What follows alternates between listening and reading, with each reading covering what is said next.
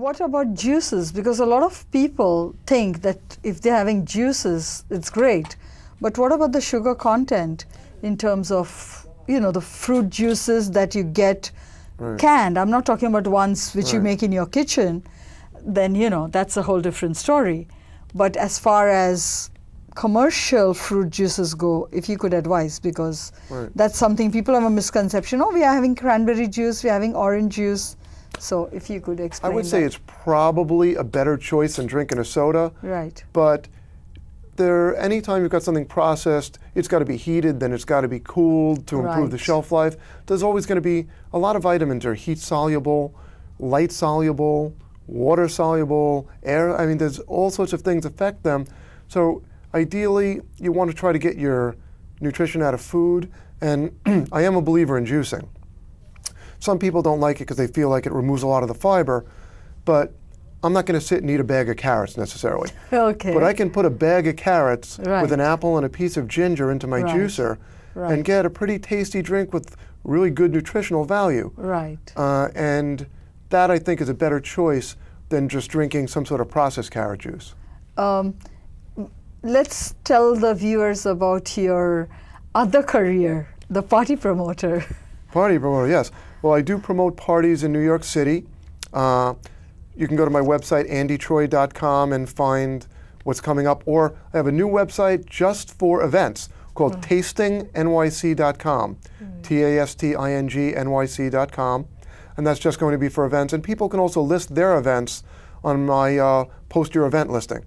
So that's, parties are, I was always the one who promoted my bands. So I've kind of morphed into a party promoter.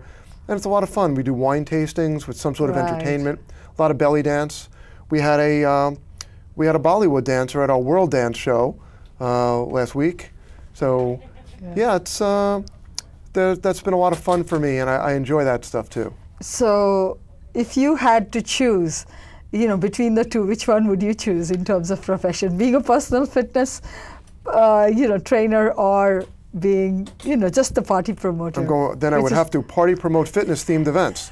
Are you going to do that? I do that every year, actually. Tell me, what's that about? Well, my book launch was one of them. Okay. And we did it in conjunction with Cello Publishing, who I do a lot of writing for. They had some professional bodybuilders come down. They gave away some magazines and T-shirts. Okay. I did one event a couple of years ago where I had 9 holistic health practitioners. Someone from the Alexander technique, yoga people, a dietitian, all come down, and they were able to talk to the crowd and answer any questions they had and promote themselves as well. I've done book launches for my fitness-themed stuff. I've done a lot of fitness-themed events that have been pretty popular. But isn't partying really about people getting drunk and eating all the wrong food? Not necessarily. Hopefully people aren't going to sit home like a monk just because they're living a healthy lifestyle. And as I say, everything in moderation. 1 to 2 drinks a day for men and a half to 1 a day for women actually have health benefit. And I discuss in the book not only how much to drink, but which the better choices are in terms of calorie intake. Light beer, you could have 4 light beers, and the calorie total is probably less than some slices of pizza. Oh, okay. A light beer could have like 80, 90, 100 calories. Okay. You could have a slice of pizza with extra cheese and be taking in 500 calories and not even realize it. So the calorie total isn't as bad as you think. Wine is obviously, in some ways, the best choice. Red wine. Particularly, they found the wine of Sardinia and southwestern France have the highest concentration of those healthful compounds that are in the grape seeds. So red wine is a great choice. 80 proof vodka mixed with some fruit juice or vodka and water, something like that is not a terrible choice. But if you're going to start drinking pina coladas and things like that, you could, I think like a chocolate martini listed with like 1,000 calories somewhere. That's like your calorie intake for the day. Well, but it sounds so delicious and simple.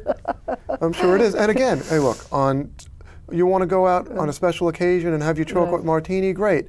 It's just, if you want to have a donut, fine, just don't eat the box.